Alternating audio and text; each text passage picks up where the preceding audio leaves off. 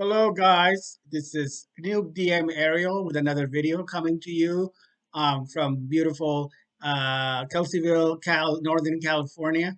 And at this point, you might be kind of confused to look at this familiar screen, which is the World of Warcraft um, retail version of WoW character creation screen where you start out the game. And yes, I know technically WoW is not a D&D MMO per se, like Neverwinter for sure. But before we had Neverwinter, and and a couple years before we had Dungeons and Dragons Online, the closest thing that we came up to having a DDO, or I'm sorry, a Dungeons and Dragons MMO type game would be like some of the single player RPGs like Neverwinter Nights. But we did have a bunch of MMOs that were based, or rather heavily influenced by Dungeons and Dragons. Original Warcraft in my mind, is definitely one of them, and you have games like Dark Age of Camelot and EverQuest, and I might take a look at some of those in the future. But I did have a request on my channel from my friend Carlos, who doesn't play DDOs. I'm sorry, doesn't play MMOs or DDO, and he wanted to know exactly how these games operate, and since he never has. I don't imagine there's a lot of people out there that have not tried World of Warcraft, at least in some version. This is the retail version. As we speak, today is May 25th of 2021, and we are in anticipating the classic version of WoW dropping their second expansion, which is the Burning Crusade, which is emulating the Burning Crusade expansion back in the day. I think it was around 2007, 2008, and they've gone back and they've given that classic flavor of Warcraft. But this is the retail version that we have today. Not the latest expansions. The latest expansions is Shadowlands. But I don't think this computer has a strong enough video card or processor to run that game. The problem with WoW is they change it so much that every time they kind of go from expansion to expansion, you almost have to upgrade your system. I had the old laptop had no problem running other versions of WoW, but this one I'm pretty sure would hang up or would have. I'm fairly certain it would have some graphical or lag or problems with running Shadowlands, given the specifics. You have to have a pretty advanced system with a better processor than what I've got here now in this current system. But at any rate, let's go ahead and show you briefly how to go into if you never have to go ahead and check out the character creation process for WoW, which is different than DDO and definitely different than the other games that we've looked at so far. All right, guys. So the next step is we will create our character. So we go into our create character screen. And if you're not familiar with World of Warcraft lore, you got two factions fighting against each other. You got the Alliance. The noble races of the Alliance are bonded together by proud traditions and nobility, honor, faith, justice, and sacrifice. And you have the Horde. The proud nations of the Horde are loosely joined in an alliance of convenience against a hostile world that would see them destroyed. And so you have the game has greatly expanded the races since it first came out. So on the Alliance side, you have the humans. Boo! Who wants to play a human? I mean, come on. You got all these fantasy worlds, and you're gonna spend your time playing a boring human? No. And then you got the dwarf, which is dwarves are pretty stout. I guess I should show them their character model. That's your dwarf, and you got your night elves, your gnomes, your Draenei, which are kind of like aliens from a different dimension, different planet. They're not native to Azeroth, which is the game world where World of Warcraft takes place. I do admit that I like the Wargen. I think that's how you say it. They're kind of like basically like werewolf, Lincoln Thripe. I don't know how to say that. Basically, it's a werewolf type race. And you have the Pandaren, which have been around um, in the game since the RTS version of the game, which is Warcraft 3. I don't like the Pandaren. I think they're two. I know that they're in one of the original races of the Alliance.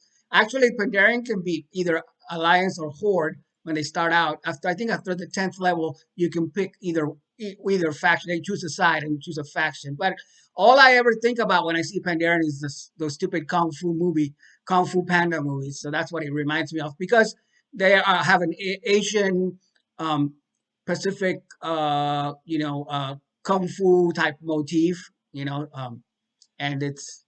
I'm not, they're not my favorite. I'll say that. So next on the horde, we got the orcs, and the orcs are pretty badass. You can choose different types of orcs, um, and you got also the undead. So the undead are basically from the Lich King's undead army, and they serve. Um, Even though they're part of the horde, the game tells us that they don't really have.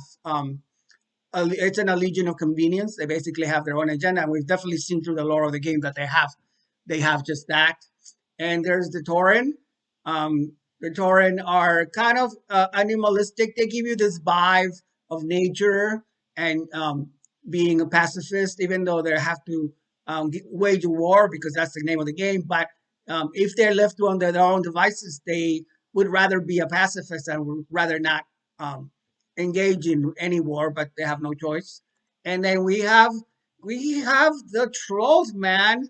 The trolls that I can't do a Jamaican accent, but for some reason they gave him a Jamaican accent, man. And they're from the islands, secret islands.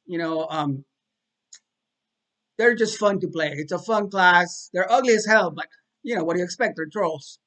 Oh, I should be showing some of these female models too, because you can be male or female in the game. So that's what the female troll looks like. Um, you can spin them around to see um, what the. See.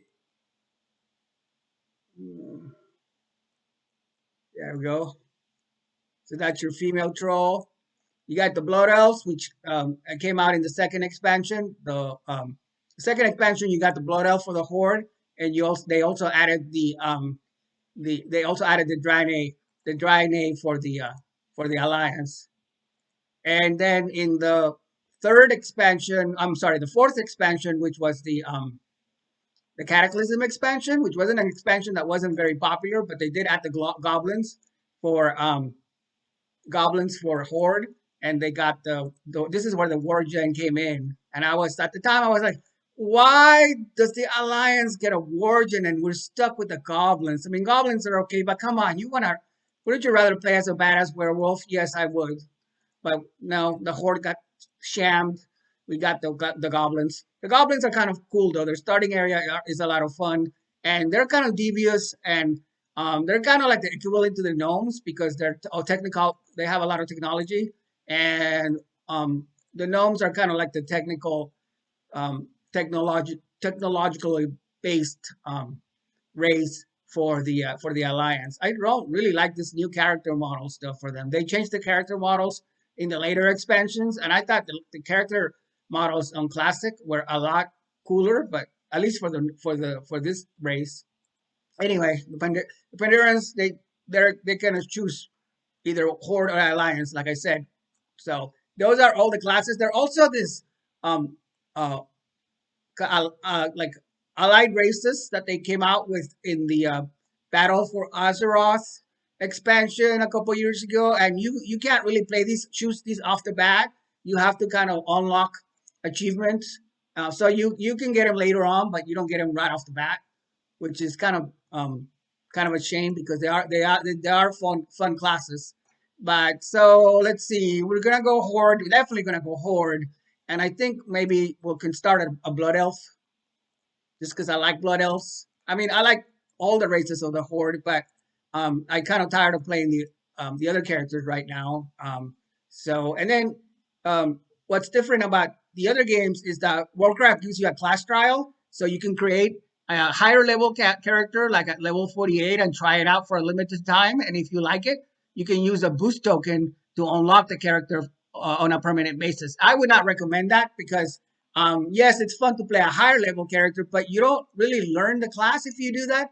You just kind of like you're starting already at a higher level, and you don't know how to use your talents or your skills or anything like that if you just right off the bat. But you can try it. I mean, it's just a trial, and the a couple of years ago, retail WoW would give you, I don't know if this is still the case, but they give you the first 20 levels for free. And then this is a subscription based MMO, so you pay a monthly fee to play the game, which is totally worth it, I think, because it gives you so much. You get a monthly price, subscription price, but then it gives you all the previous expansions that ever came out, so you don't have to buy them. They just include them, except for the new one, of course. You gotta buy the new one. So that's the Blood Elf. And let's customize this Blood Elf real quick. Um, Give it a name.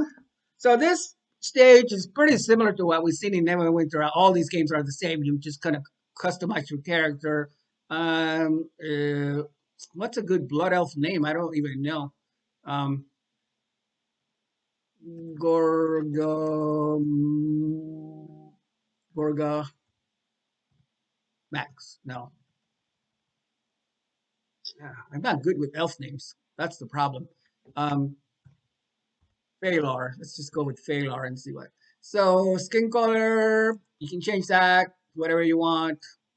I kind of like that, but that makes it more look like a drow elf from D&D, but that's okay. Um, Headband, what the hell? No, yeah.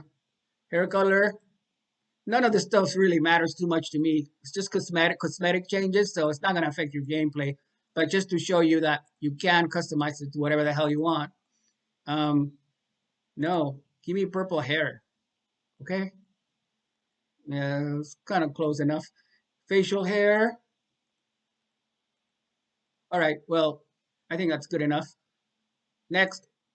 Then, this is a change that they made. I think in the recent, well, some of the recent expansions, maybe Battle for Azeroth. It used to be that every character race. What I liked about Warcraft starting is that just like Neverwinter, but Warcraft did this as a result, I think, of some of the other games where it used to be where there was only one starting area per race, but depending on the faction, so it was there's a lot of the game has a lot of replayability because of that. But now you get a choice. If you're a Blood Elf, you can start in Exile's Reach, or you can start on the Sunstrider Isle, which this was the original the original starting zone for the Blood Elves, but I'm gonna go with Exile's Reach because I haven't really been there too much. All right, so I like that, and I did pick a warrior. I forgot to go through the different character classes. So there's but they don't really change too much. You could be a wizard. You can be. I guess I could show them really quick. So you got your warrior, your typical hunter. The hunter class comes with a pet, but you gotta in retail WoW they give it to you right away. In the classic, you had to get 10 was it 10 yeah 10 levels before you even, and then you have to tame it. But now they made it easy for you, so you get it right off the bat. And then your mage, your rogue. I like the rogues because they're sneaky and have sneaky attack and they can go invisible. But I don't play them too much because it's easier to level the other classes, to be quite honest. The priest is your healer class. So if you want to heal your teammates in battle, then you go with your priest. And then the warlock. Warlock is kind of more of a demonic, evil. Well, not really evil because they're not really evil, but they're more kind of like dark power type wizard. And so you also get a pet eventually. I think either right away or in the early levels, there's a quest where you get like a little. They call it I forgot what it's called, but it's basically like an imp, and it follows you around and it kind of does damage for you. And the opposite is like the paladin, which is a warrior of light. Very good fighting for the light type of deal. And I almost never play a paladin because they're all on the alliance side. I don't think there's any paladins on the horde side, or if there are, I wouldn't care to play them too much. Well, I guess they do have them now. Um, can you be a troll paladin? See, it gives you no, you cannot be a troll paladin. It's grayed out, so you can't. And you cannot be a demon hunter. But if you're a blood elf, you could play a paladin. But why in the hell would you want to play a paladin when you're on the horde side? I mean, they're not specifically evil, but they're also not specifically goody two shoes like the Alliance. And you can tell my bias because I don't like the Alliance. It's not my favorite faction. And then there's the monk and the demon hunters was a new class that they added with one of the later expansions. I forget which one. I think it was I forget, but the demon hunter class is new, somewhat new, relatively new. And then there's the Death Knight. I really like the Death Knight. You can tell because I have a couple of Death Knights in on my stable here, a 24, and I made a new one, the 15, so I could check out the because they have different classes like the different types. You have your frost, and you have your specialization. So when you get to like level 15 or so, or the a little bit higher level, then you get to pick either the frost or you pick the uh, fire type. Different damage outputs for the Death Knights. So this one was a Death Knight, um, the Gongor one, which I had made, and I'll show you what that looks like once this thing loads up. Um, this is kind of what he looks like, and he is a frost. That's what it is. Frost is the specialization. So he has like freezing powers, freezing abilities, and then the other one. Let's see. I'd have to go back to that other one. So let's do that. So this is Gorgon, my other Death Knight, which recently joined the Malevolent guild on the server. Um, and he's not as high level as the other one, but I started this one because I wanted to start from scratch and just start to learn all the mechanics. The other one I kind of had some help from some guild members or running some dungeons with a couple of random groups. And so that's kind of what he looks like. Okay, so this is Phalar, the blood elf character that we made for the horde side. Um, and this is all you do. Now you're ready to go. You go ahead and enter the world, and you're ready to fight on level 1 in the world of Warcraft. And you get started in right straight into Azeroth. Of course, there's I think there's a patch coming through for the Burning Crusade right now, so um, we're not able to go into or it's been pretty the server's been pretty unstable because the game is patching the Burning Crusade classic uh, expansion of the game, which is dropping in June actually, but there's a pre-patch going on right now. So anyway, thank you guys so much for checking this video out. If you like it, if you want more content like this, go ahead and give it a like and subscribe, and I will see you guys next time.